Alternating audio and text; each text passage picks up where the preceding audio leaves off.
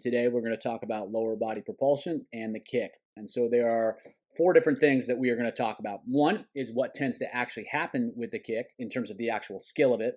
And then we're going to talk about the three different functions that the kick serves. And that is to one, help swimmers move forward through the water, create propulsion that moves them forward. The second is to create some propulsion to keep the hips up a little bit. And then the third is to create propulsion to help swimmers shift from side to side to facilitate their rotation. So we'll take a look at all those things. Again, we'll start with what's actually happening with the kick. So when a lot of coaches talk about flutter kick technique, you hear people talk about the kick from the knees or the kick from the hips. And what's actually happening is that swimmers are doing both at different times and in different ways. And so what we're going to take a look at is what is actually happening with the kick and how the down kick is actually pretty different from the up kick. And if swimmers try to focus on kicking from the hips or kicking from the knees, it's probably not going to work out too well. So it's pretty hard to see what's actually happening at speed, but we take a look at it in slower motion. You can see that the knee is going to bend here, the down kick, and the knee is going to come forward, and then there's going to be a kick from the knee there. But watch the kick up, the leg's straight, and then it bends here, but that's because the knee is already coming back forwards. So what's happening is that swimmers are kicking from the hips and the knees. So when they recover the kick right here, you can see that's the end of the kick, and then recovering it, they're pulling the leg up straight. And then the reason it starts to bend is because the leg starts coming back down. And so you can see here, it starts to bend right there, but that's because the knee is starting to drive forward, and so that's coming from the kick, the hip. The knee is coming forwards, and then the foot is still traveling up, and so the knee drives forwards. That means the hips punching the knee forwards, and then the leg snaps back, and the swimmer kicks through the knees. So during the up kick, it's pretty much entirely a straight leg kick from the hips. Then from the down kick, it starts from the hip right there. So the foot's still at the surface of the water, the knee drives forwards, and so the only way that that can happen is the kicks from the hip, and then the leg snaps down and swimmers kick through the knee. So straight leg recovery with the kick, then kick from the hip because the knee starts to move forward, the foot's still up at the surface, and then kicks from the knees and snaps the leg forward. So it's actually pretty different than what you hear people talk about. It's a straight leg recovery and then a whip down, and that's how the kick actually works. And so for some swimmers, they might need to focus a little bit more on kicking with straighter legs because they are kicking entirely from the knees. And then for some swimmers, you might need to tell them to bend their knees a little bit more because they're kicking entirely from their legs. So when it comes to the function of the kick, the obvious one is that it helps swimmers move forward in the water. So what you have here is the foot is going to create a lot of propulsion, and this kicking action gets it facing backwards so that it can kick backwards through that point, especially right there, and that's going to help the swimmer go forwards. And so as much of the surface area that's facing backwards and you kick backwards, that's going to allow swimmers to move forward, and so that's a key aspect of the kick, and that's why swimmers use this strategy, is that it puts them in a position where they can kick backwards with as much surface area as possible, even though the foot itself isn't necessarily set up to be really effective at creating propulsion. And that's why, swimmers don't get a lot of propulsion from their kick relative to their arms. That's also why you tend to see swimmers with big floppy ankles be really effective kickers, because they can get that ankle bent, they can get the foot facing backwards, and they can kick from there, and that's going to be a lot more effective than someone that's got cinder blocks for ankles. So the kick helps swimmers move down the pool by creating propulsion as well. Now, the second thing that the kick can be really effective for is transferring the body from one side to the other and aiding the rotation. So if we watch, back up right here. So watch here, he's going to kick, and then he kicks down, and then that pops that same side hip up, pops the other hip down, and he shifts from side to side. He's going to do the same thing here. Boom, snaps that kick, and that helps him shift from side to side. And so it takes a lot less energy if he can use the recovery of the arm and the opposite leg kick to kind of throw things to the other side than if he was trying to literally muscle his way from side to side. And so it allows for a lot more rhythm, a lot more effective timing, a lot less energy if he can switch from side to side using the kick. So right there, he kicks down and he kicks out to the side a little bit, and that pops the hip over to the other side. Same thing here is pop, and that shifts the body from side to side. And so that's another really important aspect of the kick that can be really effective, is that it's really useful for helping swimmers shift side to side and improve their timing. And that's one of the reasons why swimmers will almost always fall into a 2-beat or a 6-beat kick, because two of those kicks are helping facilitate the side-to-side rotation. And so when you see swimmers that really have no connection between their legs and what their body's doing, they're not doing this well. There is no connection. They're not using their legs to shift from side to side. So we'll take a look at it one more time. It's just kick down, and that pops the hip up and over to the side, and then kick down, and that pops the hip up and over to the side. And it can be really effective for helping to establish rhythm and for helping to establish rotation. So last benefit of the kick here is that it can help to keep body position effective and keep body position right at the surface. And so as we talked about, the foot is trying to move water backwards, but it can only do so well for so long, but he still kicks. And so what that's going to do is he's going to kick down. And so if he kicks down, something's going to go up. And so the more swimmers are kicking vigorously, that can help to keep the hips up at the surface a little bit more. And that's going to be effective for maintaining their body position and keeping it up at the surface. From my perspective, it's not something that swimmers necessarily need to focus on trying to do or trying to do well. It tends to happen automatically. And if they're doing any sort of vigorous kicking, it's either going to help them move forwards because they're able to get water moving backwards, or it's going to help them stay up because they're kicking down. Because of the shape of the foot and the anatomy of the leg, there's always going to be a preference to kicking down. And so it's going to pretty much happen naturally. And I don't think it's necessarily something that needs to be focused on from a skill perspective, but it is something that's happening, and it's important to be aware of that. And so at this point, he's pretty much kicking straight down, and that's going to help keep his hips up a little bit, and every little bit can be effective at creating speed.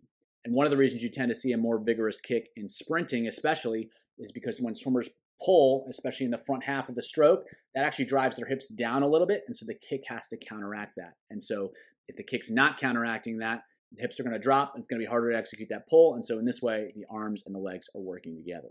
So as a quick recap, the legs are important because they help to maintain alignment, they help to create propulsion, and they help to maintain rhythm by shifting the body to side. And that's why you see swimmers just completely fall apart when the legs go, is because they lose all these functions. And it's not so much that the legs are creating so much propulsion, but that they're doing all these other things, and the stroke can really fall apart when the legs aren't there. And when working with swimmers to improve their kick, remember, it's not just coming from the knees, it's not just coming from the hips, it's coming from both at different parts of the stroke. So it's the timing of the hip and knee actions that are ultimately going to result in a great kick. And what swimmers need to do a good job of is pulling the leg up straight, letting it snap back down, and then whipping the foot to follow through. So hopefully that was helpful. Hopefully that gives you a better understanding of the kick, how to do it, and the role that it plays in freestyle. If swimmers can improve these qualities, they can improve their kick, they're going to swim a whole lot faster. What are the legs doing in backstroke? The legs serve two key functions in backstroke when swimmers are trying to swim fast. One, they create some propulsion, and two, they can help shift the body from side to side and help swimmers with their rotation. Rotation is going to be a key part of the stroke because it allows the shoulders to recover easily and also pull more effectively. So if rotation is not happening fluidly, it's going to be a lot more difficult for swimmers to swim fast. So we'll take a look at what the legs are doing and what the kick is doing to serve those two functions. So the first thing we'll pay attention to is creating propulsion with the legs. And what I want you to notice is how the hips sag just a little bit. And what that allows swimmers to do is to bend the knee more without breaking the surface of the water with the knee.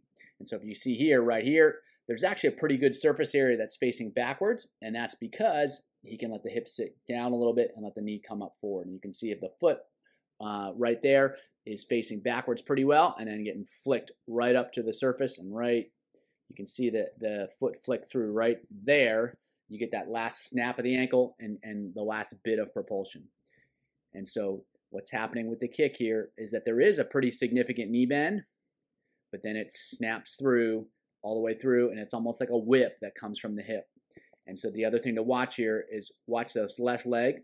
As it recovers, it doesn't bend. It recovers straight back, so that way the hip is moving. The hip is moving the upper leg. It comes straight back, and then it whips forwards, and that's what creates the knee bending action rather than trying to consciously bend the knee. And then the knee's coming forward, and the ankle is following, and then it snaps through and whips through. So it's definitely a whipping action, and that's set up by kicking pretty much straight down with the kick. So right there, the kick straight down and then whips it back up.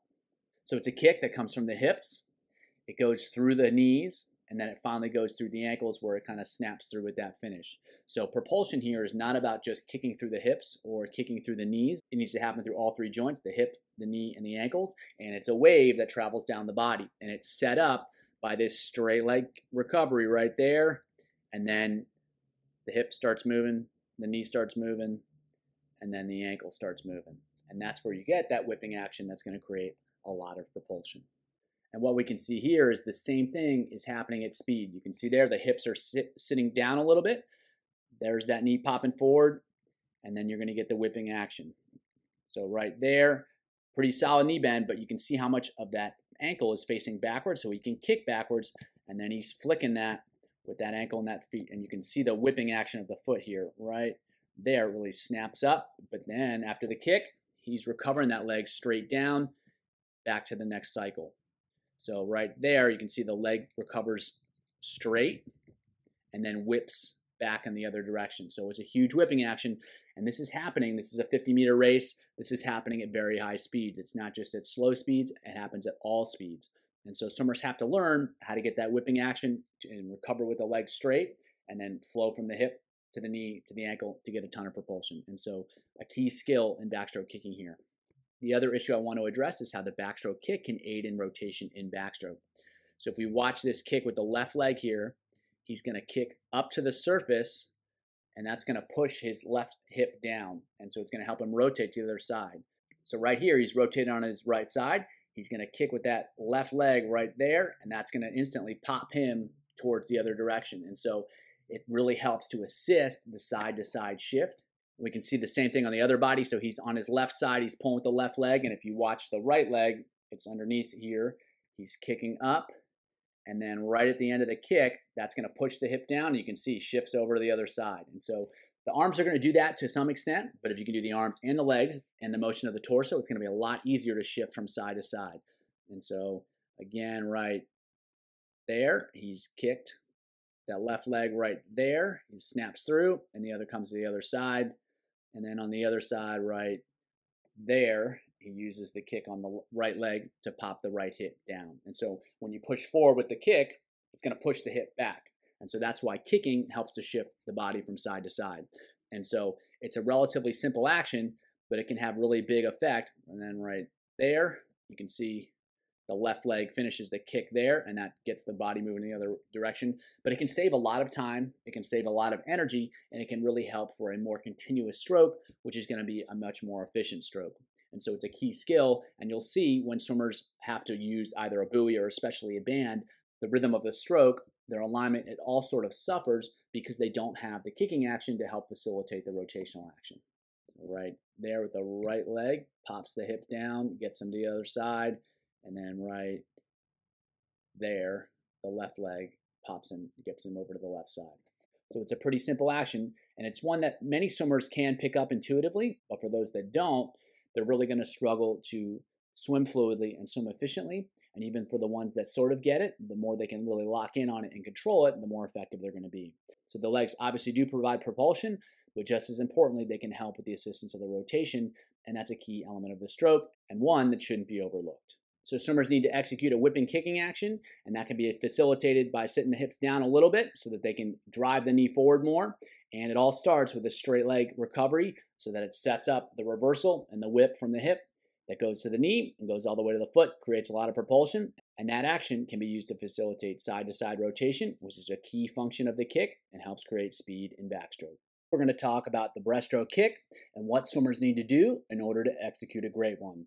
We're going to keep it simple and rather focusing on the specifics of what each swimmer has to do in terms of achieving a perfect model. We're going to talk about the basic principles so that swimmers can adapt the most effective kick to their body, their strengths, their limitations, because ultimately they're all different. They've got different levels of strength, they've got different levels of mobility, they've got different bone lengths, they've got different joint configurations, they've got all sorts of different things that we can never really fully appreciate. So it's going to be really difficult to determine what's the perfect kick.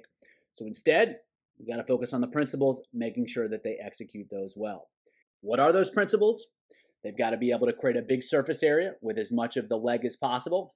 They've got to kick straight back so that they can move forward. And then lastly, they need to try to accelerate the kick as they move through. Let's dive in and see what it looks like in action. So the first thing we're going to pay attention to is creating a big surface area. So the way to do that is basically the feet need to turn out and the feet need to be wider than the knees. That's going to create a sideways surface area that can be used to move water backwards. If the feet stay within the knees, it's pretty much impossible for them to turn out. And if they can't turn out, now we don't have a surface area to push with and to kick with. And so a lot of times there's discussion in terms of how wide the kick should be.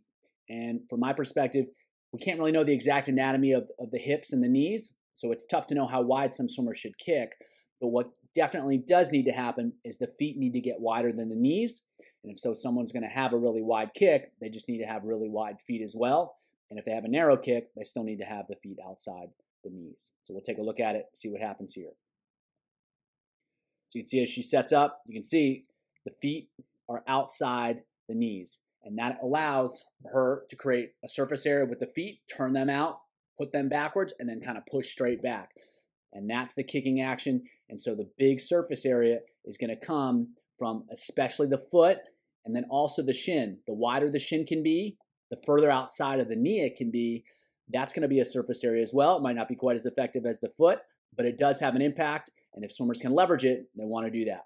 So again, you can see that surface area of the feet are wider than the knees, and that's going to create a nice platform to kick off of. We see that with this swimmer here, and again, right there, that foot turns out, the feet are wider than the knees, and then kicking straight back. And so you can see here especially, the underside of the foot right there is a big surface area that's moving water backwards, and that's where the effectiveness of the kick comes from. And so again, turn the feet out, get them pointed out, and then kicking straight back. So the big surface area comes from the feet turning out, the shins pointing out, and that creates a big paddle that they can use to kick with. So if we watch these swimmers here, we'll see the same thing. And what you'll see is that both of these swimmers, you can see the swimmer on the right there, you can see the feet outside the profile of the knees, and then on the left, the feet outside the profile of the knees. And what you can notice here is this swimmer on the left, they seem to get their feet out wider and their knees a little bit wider than the swimmer on the right. So they're both satisfying the same principles, but they're using a slightly different strategy. The swimmer on the left has a little bit wider kick, but still feet are outside the knees. And then the swimmer on the right has a little bit narrower kick and a little bit faster kick. But again, the feet are still outside the knees. So they're creating that surface area. They're just doing it in a slightly different way. So the next key skill we want to talk about is kicking straight back. And so there used to be the concept of up, out, and around, where the swimmers are really trying to kick around. That thought process definitely kind of receded, and it's much more of a direct kick backwards. The intent to kick is to kick straight backwards. Now, obviously, the feet aren't going to move directly backwards, especially because they're outside wide and they need to come together. And so they're going to come together, but there's not a specific intention to try to make that happen. There's not this sweeping action. It's more of a direct back kick. And because the feet have been turned out, they're necessarily going to come back into the middle. They're not going to go straight back. However, the intention is to go straight back. And just because of the way the joint's shaped, it's going to come back into the middle. But that's not what swimmers are trying to do. So if we watch here, she turns her feet out and then basically kicks straight back. You can see the feet are moving right back in. And they're not trying to, she's not sliding them out. She's not trying to kick around. She's just kicking back. And as the knees come back together, so too do the feet. So really the feet are following the knees, and the knees are just going to come together because they extend. And so again, it's just turning it out right here, and then just kind of kicking straight back. And again, it's not going to be a perfectly straight line, and it's not going to be really a straight line at all, but the intention is just to kick back. Because of the structures of the joints, there's going to be a curvilinear action. It's going to curve a little bit, but the intention is to kick back. And so if she was using the strategy of kicking around, what would happen here is that you'd see the knees slide out and around, but they don't. They just come right back into the middle. It's directly backwards. And so it's a very direct kicking action. So we'll watch it again here with these two swimmers. And so again, they turn the feet out and then they kick them back. The knees don't move during that kick. They may move in, but they certainly don't move out. There's no around action. It's just a straight back kicking action. And that's going to move swimmers forward. The more they can kick water backwards, the more they're going to move forward. And again, there will be some curve to the kick, but that's not the intention, and swimmers shouldn't be trying to do that. They're just trying to kick straight back, and when they can do that effectively, that's going to move them forward. So a really good example of this, Adam Peaty, you can see there's very little waste of that kick. He's just kicking straight back. He's setting it up wide, just like we talked about earlier, and he's just going straight back. There's no around, there's not much of anything other than just kicking straight back. And so it's a very direct action, and the more direct it can be, one, it's going to be more effective because all of the energy is going to be moving the swimmer forward, but two, it's going to be faster. And the faster the kick can go, the faster the arms can go, the faster the overall stroke rate can go, and if it can be done without losing any of the effectiveness of the kick, they're not going to lose any stroke length, so they're just going to swim faster. So again, very direct kicking actions are going to be really effective at helping swimmers move quickly through the water. Set it up, and then kick it straight back. So the last thing we're looking at is an acceleration of the foot through the kick. So there's a patient setup, and then there's a build throughout that kick. The foot speed's going to accelerate as they go, and that's going to allow them to create more and more propulsion. So we'll watch here in relatively slow motion. You can see the kick pick up the speed at the end, and that's what they're doing. So they're setting it up, being a little bit patient, and then boom, accelerating through the back of the kick. So watch a little bit faster. You can see accelerate the foot speed through, sets the kick up, and then boom, accelerates the kick, accelerates the kick. And so if swimmers are passive with it, they're not going to be able to maintain pressure on the water, and they're not going to get nearly as much out of the kick. So even if they execute a technically perfect kick, if there's no acceleration, there's no push behind it, they're not going to get much out of the kick, and that means they're not going to swim particularly fast. So these two swimmers again, and you can see the setup, and then boom, accelerate the kick, especially through the middle portion of the kick, as there's a real acceleration to pick the foot speed up, and that's going to surge the swimmer forward as they go through. Right there, there's the acceleration, and you can see the snap through with each kick. This is particularly evident with this swimmer. You can see sets it up, patience, and then boom, and really accelerates the kick and blasts it straight back and really gets the foot speed up. And so that's really what swimmers need to accomplish, is setting it up, kicking back, and then really accelerating the feet to get as much propulsion as they can out of each kick. So ultimately, the breaststroke kick is not super complicated. Swimmers need to be able to turn their feet out, get their feet wider than their knees, and then just blast that kick back, straight back, accelerating as they go. And so the more range of motion they have through the legs, the more options they're going to have in terms of where they can position the legs. If they're really limited in their range of motion, it's going to be more difficult to really get a great surface area. So it's important to have the physical requirements to kick effectively. And it's not just range of motion. Swimmers need the strength to kick in those positions. And the stronger they are, the more they're going to be able to accelerate the water. So set up the kick effectively by turning the feet out, getting the feet wide. The knees might not be quite as important, provided that they're inside the feet.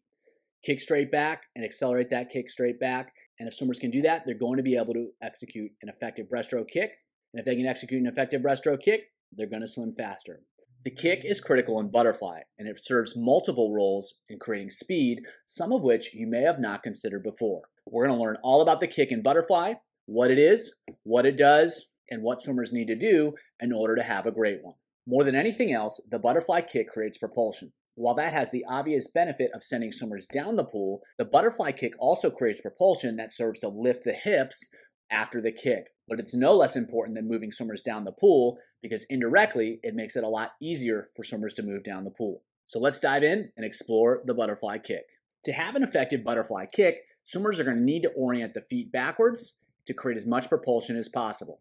So if we watch here, we're going to see the swimmer set up the kick, and right there, you can see his feet are starting to point backwards, and they're going to stay backwards until right there where they flick through. So as much as possible, you can see that they're bent backwards. That's going to create as much propulsion as possible, and they're going to get the most out of each kick.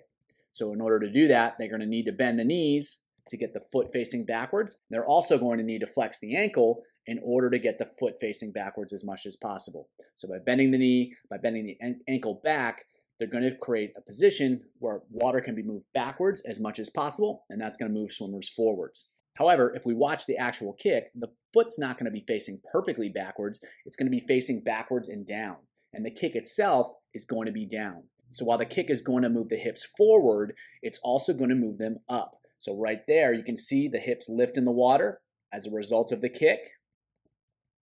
And when we see here, the kick, the hips are going to go up right there as a result of the kick. So whenever swimmers kick, they're creating propulsion, and that's sending them forward and up with the hips. So when swimmers create propulsion with the legs, they're moving the body forwards and up as they move through the water. In terms of moving a swimmer forward, the kick happens at two key points. One, right here, where the swimmers aren't creating any propulsion with the upper body, and so it helps swimmers get a little bit of speed, help them maintain a little bit of speed prior to setting up the stroke and executing the pull. So a strong kick can allow a little bit more continuity of speed by creating more propulsion when no propulsion is being created by the arms. And the kick also happens at a second key point right before the arm recovery. And obviously during the arm recovery, there's going to be no upper body propulsion. So swimmers need to be moving as fast as possible so they can maintain as much speed as possible when they're not creating any propulsion. So right here, they've got the pulse from the upper body, and then they're adding the kick to it to help them get even more speed as they head into the arm recovery. So from a forward propulsive standpoint, the kick plays a really important role in minimizing the impact of the arm recovery because it allows swimmers to create more speed heading into the arm recovery, and it allows them to create a little bit of speed after the arm recovery.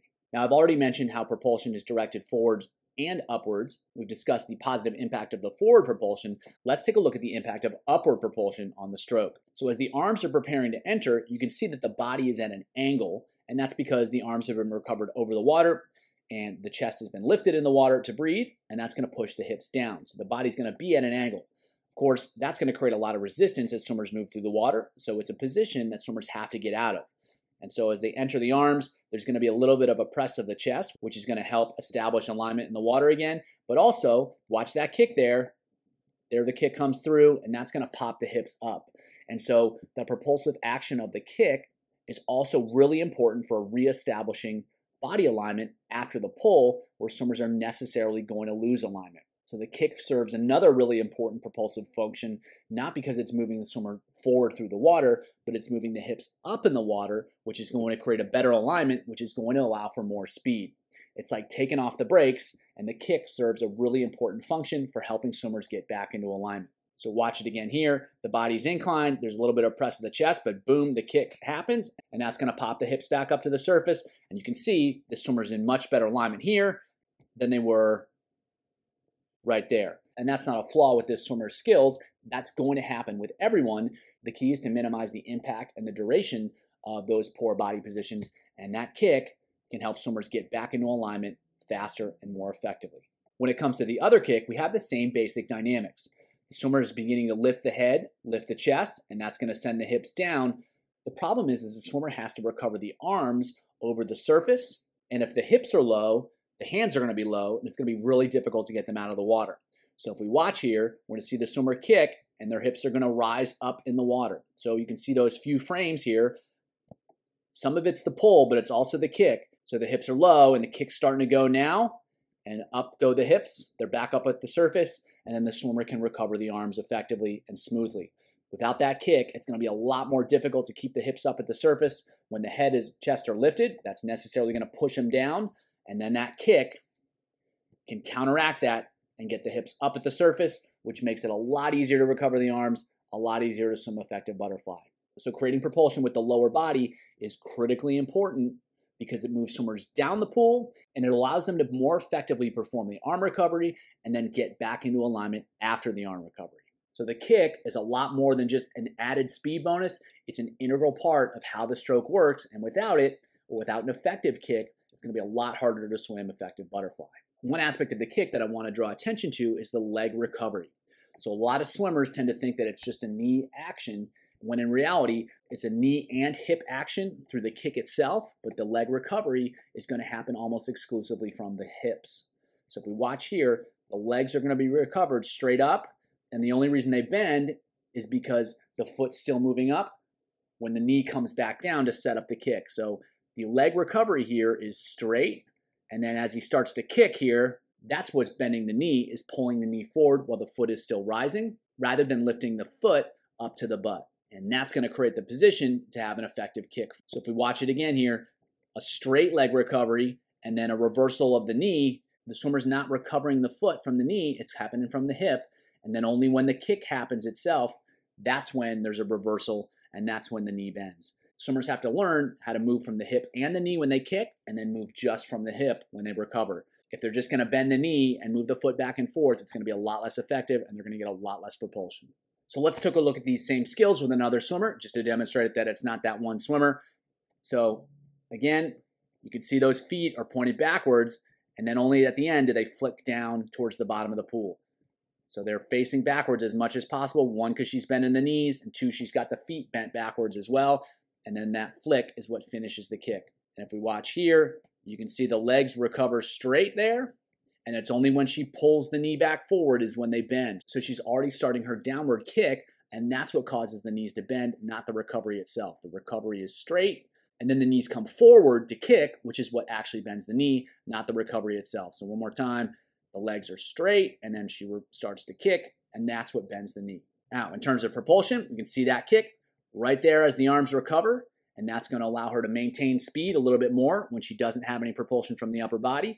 And then after the pull, there's the kick there, which again accelerates her so she can make it through the arm recovery. So that's how the kick is creating forward motion, forward propulsion, and it happens at the times when it's most necessary and most effective.